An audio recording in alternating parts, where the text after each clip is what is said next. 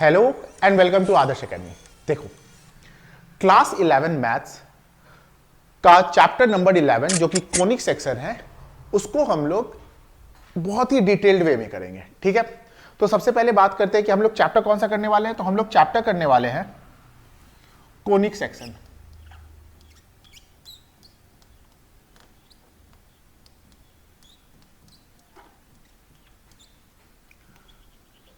अब इस चैप्टर में हमें 4 चीज पढ़ना है, टोटल 4 चीज पढ़ना है। तो हमारा करने का तरीका यही रहेगा कि सबसे पहले हम लोग क्या करेंगे, कॉन्सेप्ट के बारे में बात करेंगे। कॉन्सेप्ट के बारे में बात करने के बाद उस एक्सरसाइज को करेंगे सॉल्व, फिर सेकंड एक्सरसाइज के पहले कॉन्सेप्ट, और इस तरीके से सॉल्व करेंगे। ठीक है, तो हमें क्या क्या पढ़ना है वो जरा देख लो। हमें जो पढ़ना है वो है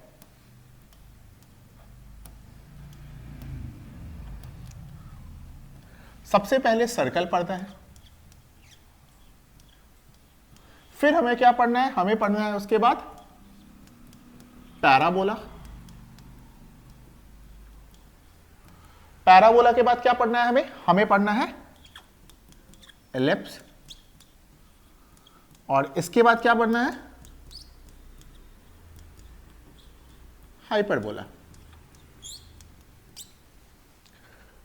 ठीक है, तो सबसे पहले जो हमारा एक्सरसाइज 11.1 है वो किसके ऊपर बेस्ड करता है, सर्कल के ऊपर। तो सर्कल को जरा अच्छे से समझते हैं।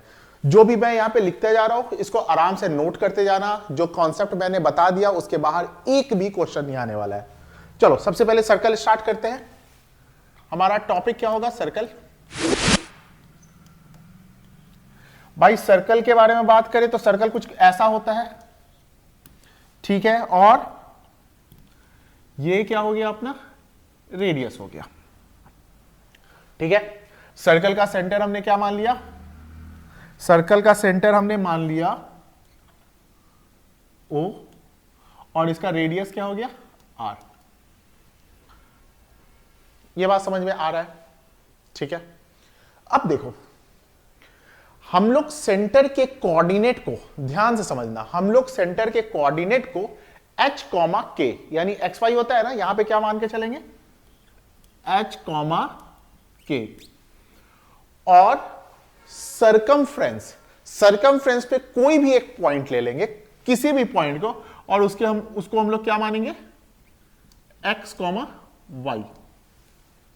तो यहां से देखो, फिगर क्लियर होना चाहिए। हर फिगर का जो आपको है एक एक वैल्यू पता होना चाहिए कि कहां पे लाई कर रहा है। अगर मैं इस पे बात करूं तो देखो मेरा स्टैंडर्ड फॉर्म क्या बनता है, मेरा जो स्टैंडर्ड फॉर्म बनता है वो होता है x माइनस एच का whole square plus y minus K का whole square equal to R square. ये मेरा क्या है, स्टैंडर्ड फॉर्म है या स्टैंडर्ड इक्वेशन है। किसका है, सर्कल का है। अब भाई इसको मैं ब्रैकेट में डाल दे रहा हूं। इंपॉर्टेंट बात है, अच्छे तरीके से समझ लो। अच्छा, अब इसमें एक बात समझो। सोचो कि अगर ये h और k कहां पे लाई करे, ओरिजिन पे। ओरिजिन समझते हो, जब हम लोग क्लास 10th में पढ़ रहे थे कोऑर्डिनेट ज्योमेट्री, तो ओरिजिन क्या होता है, 0,0, यानी h का वैल्यू भी 0 हो गया और k का वैल्यू भी 0 हो गया। यानी कि मैं यहां पे लिख रहा हूं if centre is on origin, तो भाई मेरा h और k का वैल्यू क्या हो गया, 0 हो गया। तो मेरा स्टैंडर्ड फॉर्म क्या हो जाएगा, x square plus Y square equal to R square. क्या हो जाएगा, आर स्क्वायर। और इसको भी क्या करते हैं, ब्रैकेट के अंदर डाल देते हैं। तो ये हमारा क्या हो गया, कॉन्सेप्ट हो गया। इसके बाद फर्स्ट एक्सरसाइज में कुछ भी नहीं आने वाला है। तो अब हम लोग एक्सरसाइज सॉल्व करेंगे। ठीक है।